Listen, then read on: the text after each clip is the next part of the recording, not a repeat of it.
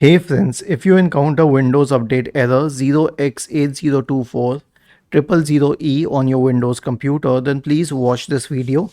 I will guide you through the resolutions. The first solution is to run the Windows Update troubleshooter. Right click on the Start button, select Settings from the menu, go to the System tab on the list on the left hand side, scroll down in the right pane, select Troubleshoot.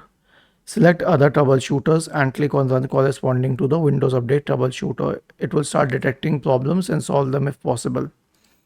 The next solution is to reset the Windows Update components. How would we do that? So I have a script for you.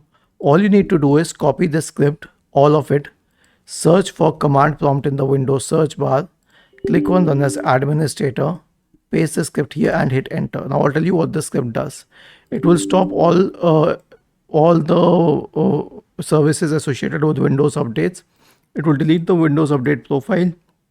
It will delete the contents of the software distribution and cat2 folders.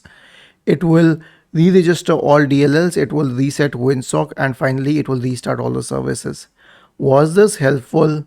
If yes, then please subscribe to the channel, and if not, then let us know in the comment section of the video on how we could help you further. Thank you for watching this video and have a nice day.